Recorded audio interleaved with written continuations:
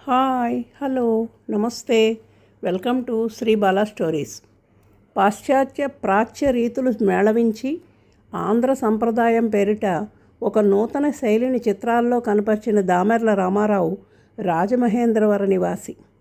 1897 మార్చి 8వ తేదీన లక్ష్మీదేవి వెంకటరమణారావులకు రెండవ కుమారుడిగా జన్మించాడు రామారావు. చిన్నప్పటి నుంచి ఇంగ్లీష్ విద్య పట్ల ఆసక్తి లేకపోవడం, పాఠశాలలో డ్రాయింగ్ టీచర్ అయిన మేనమావతో ఉండడం వల్ల చిత్రలేఖనం అంటే ఇష్టపడ్డాడు. 6 సంవత్సరాల వయసప్పుడే బొగ్గుతో గోడ మీద బొమ్మలు వేశాడు. 10 సంవత్సరాల వయసులో తెల్ల కాగితంపై ప్రకృతి దృశ్యాలు గీశాడు. మిషన్ స్కూల్ చదువు మాన్పించి ప్రభుత్వ కళాశాలలో చేర్చారు. అక్కడి ప్రిన్సిపాల్ ఆస్వాల్డ్ కూల్డ్రే గొప్ప కవి, చిత్రకారుడు. రామారావు గీసిన చిత్రాలు చూసి కూల్డ్రే సొంత ఖర్చు మీద అతన్ని బొంబాయిలో సర్ జేజే స్కూల్ ఆఫ్ ఆర్ట్స్కి పంపాడు. అక్కడే రామారావు ఎన్నో మెలకువలు నేర్చుకుని 3 సంవత్సరాలు విశేష కృషి చేసి పరీక్షలో ప్రథమ శ్రేణిలో ఉత్తీర్ణుడయ్యాడు. మేయో స్వర్ణ పథకం కూడా పొందాడు. వైస్ ప్రిన్సిపాల్ ఉద్యోగానికి ఆహ్వానం వచ్చినా సొంత రాష్ట్రంలో కళాసేవ చేయాలని రాజమహేంద్రవరం తిరిగి వచ్చాడు. బొంబాయిలో ఉన్నప్పుడు అజంతా, ఎల్లోరా, ఎలిఫెంటా, కార్లే, నాసిక్ మొదలైన క్షేత్రాలు దర్శించి అక్కడి చిత్రాల్లో రీతులు, చాతుర్యాలు అభ్యసించాడు. 1921లో కలకత్తాలో ప్రముఖ చిత్రకళాచార్యులు అవనీంద్రనాథ్ ఠాకూర్, నందలాల్ బోస్లను కలుసుకొని బెంగాల్ చిత్రకళా రీతులు తెలుసుకున్నాడు. 1920లో భావనగర్ రాజకుమారుల రూపచిత్రాలు చిత్రించడానికి వెళ్ళినప్పుడు మహాకవి రవీంద్రనాథ్ ఠాగూర్ అక్కడికి వచ్చారట. 10 నిమిషాల్లో రవీంద్రుని ముఖాకృతిని గీయగా ఠాగూర్ ఆశ్చర్యపోయాట. రాజమహేంద్రవరం తిరిగి వచ్చిన రామారావు తన ఇంట్లోనే స్టూడియోని నెలకొల్పుకున్నాడు.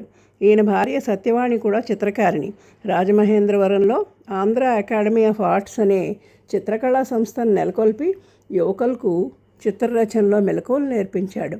రామారావు ప్రతి సంవత్సరం వివిధ ప్రదర్శనల్లో తన చిత్రాలు ప్రదర్శిస్తూ ఎన్నో బహుమానాలు అందుకున్నాడు. 1922లో కలకత్తా చిత్రకళా ప్రదర్శనలో ఋష్యశృంగ బంధనం చిత్రానికి ప్రథమ బహుమతిగా వైస్రాయ్ ఆఫ్ ఇండియా పథకం పొందాడు. అప్పటి వైస్రాయ్ లార్డ్ రీడింగ్ ఆయనతో పరిచయం చేసుకుని గోదావరి కనుమ అనే ఆయన చిత్రాన్ని కొన్నట్ట. సిద్ధార్థుని రాగోదయం, కృష్ణలీల, రాణి అలంకరించుకొనుట, కదీవాడు గొల్లపడుచు, కార్తీక పౌర్ణమి, నంది పూజ, పుష్పాలంకారం, అజంతా విహారం, అజంతా గుహలు, ఎల్లోరా గుహలు, భారతి మొదలైన చిత్రాలు వెంబ్లీ, టొరంటో, కెనడాల్లో చిత్రకళా ప్రదర్శనల్లో ప్రదర్శింపబడి విశేష ఖ్యాతి పొందాయి. ఈయన చిత్రాల్లో భావ వ్యక్తీకరణ మనోజ్ఞంగా ఉండేది. చిత్రాల్లోని మూర్తులు సర్వసామాన్యతను, పూర్ణత్వం ప్రదర్శిస్తూ యథాతథ జీవిత ప్రతిబింబాలుగా మన కళ్ళెదుట గల సజీవమూర్తులేమో అని అనిపిస్తాయి.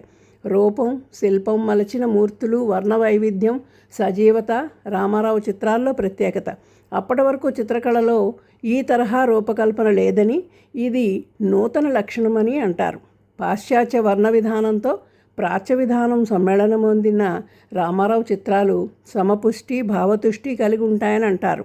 నిండైన వస్త్రాలంకారాలు, ఆభరణాలు, చిత్రాల బ్యాక్గ్రౌండ్, పూసిన రంగులు, కథా సందర్భాన్ని బట్టి భావ వ్యక్తీకరణ కలిగి ఉన్న ఈయన చిత్రాలు చూడగానే వాటికి సంబంధించిన కథాఘట్టాలు చూపర్లకు స్ఫురిస్తాయి. తెలుగింటి స్త్రీ రూపాన్ని విశిష్టంగా సోయగంతో చిత్రించడం రామారావు గొప్పతనం.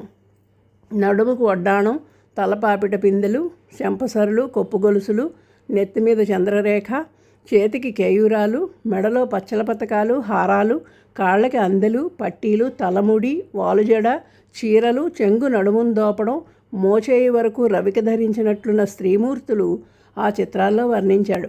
రామారావు చాలా చిత్రాలే వేసినా ప్రస్తుతం 100కి పైగా మాత్రమే అందుబాటులో ఉన్నాయి. పుష్పాలంకారం అనే చిత్రం సీమంతపు వేడుకను వర్ణిస్తుంది.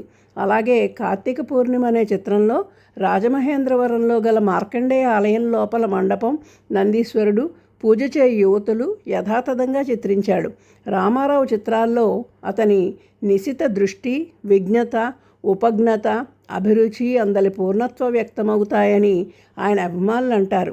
ఇంతటి మనోహర చిత్రాలు గీసిన రామారావు 1925 ఫిబ్రవరి 25న మసూజి వ్యాధి సోకి మరణించాడు. రామారావు సతీమణి సత్యవాణి కూడా ప్రముఖ చిత్రకారిణి. గోపబాలుడు, బుద్ధదీక్ష, సుభద్ర, విలువిద్య మొదలైనవి ఈవిడ చిత్రించినవి. రాజమహేంద్రవరంలో Ramarao school of arts and gallery ప్రస్తుతం ప్రభుత్వ ఆధ్వర్యంలో నడుస్తోంది. ఆ రోజుల్లో ఆయన గీసిన చిత్రాలు రాజులు, సంస్థానాధీశులచే ప్రశంసలు అందుకున్నాయి. అతన్ని తమ ఆస్థానాలకు పిలిపించి ఘనంగా సత్కరించేవారట. కలకత్తా, బొంబాయి వంటి నగరాల్లో బ్రిటిష్ ఎంపైర్ ప్రదర్శనశాలలో రామారావు చిత్రాలను 1 సంవత్సరం పాటు ఉంచారంటే అది అతని ప్రతిభను తెలియచేస్తుంది. దేశీయులు, విదేశీయులు మెప్పు సంపాదించిన దామెర్ల రామారావు ఆంధ్ర చిత్రకళకి ఒక విశిష్టతను సంపాదించిన గొప్ప చిత్రకళా సిద్ధహస్తుడు. ఆయనకి ఇవే మన నివాళులు. Thank you. Please like, share and subscribe.